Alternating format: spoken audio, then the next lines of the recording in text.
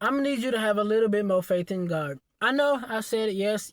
I need you to have a little bit more faith in God. Like, I'm being honest, because there are so many times where you say, well, oh, you post all the scriptures, you post all the, oh, God is in control, you post your get ready me going to church outfits, you post all that stuff, you listen to all the music. But what about when things get hard? Where is that same intensity to have faith in God?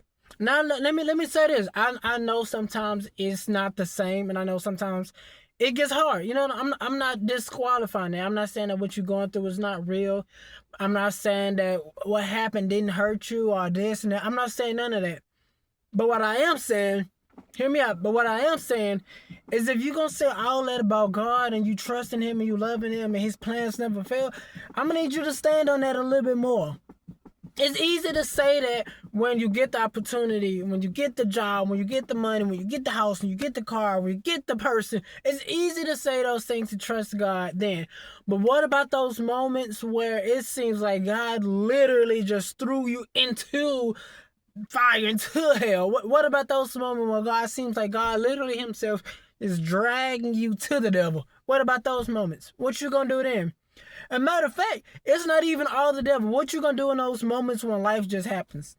No enemy, no, it's just life. What you gonna do then when you get diagnosis with this? When the cancer? What you gonna do when you lose the house? When you lose the job? When you lose the part? When you lose the person? What are you gonna do now? That is when faith is required. You don't. I think the thing is, people get it twisted. You don't have faith when things are good. There's no need to have faith. If I have this truck, right? There's no need for me to have faith to get a vehicle. I already have one. And even if I didn't have it, I have a job. So which means that there is no need for me to have faith and pray to God, God, please let me get a vehicle. Please let me. No.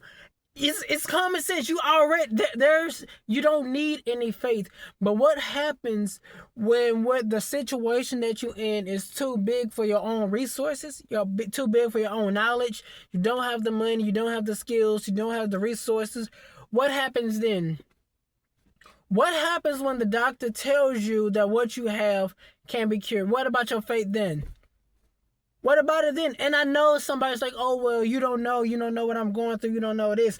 I may not know what you're going through. And I will say that I don't know what you're going through, but I do know that God is still in the business of delivering people. He's still in the business of helping people. He's still in the business of providing for people.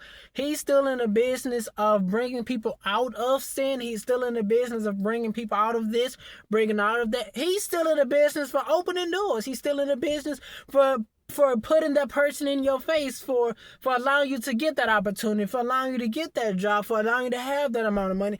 He's still in the business of blessing you.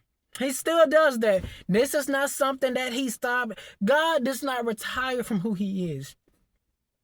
His job as a lover, as a provider, as someone who's going to protect you, that he never retires. And that should be good enough. So all I'm saying, let me calm down. All I'm saying is, if you're going to have trust in God, stand on it. Don't say you trust God. Don't say you're going to be firm for God.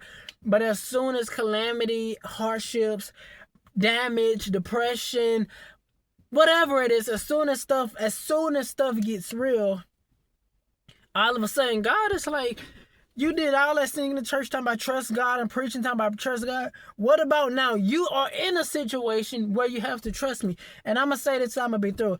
A lot of times what God will do is he will put you in a season or a situation where you have no choice but to trust him. And in those moments, that's where you're going to find, do you really trust them, or are you just capping? Or are you just talking? Or are you just saying that to get views and followers? The reason I can say this, because my life is not perfect right now. I'm currently in the season of just trusting God. It's just trusting God. Do I have everything I want? No. Do I have everything I need? Yes. Do you have everything you want? No. But do you have everything you need? Yes. Why?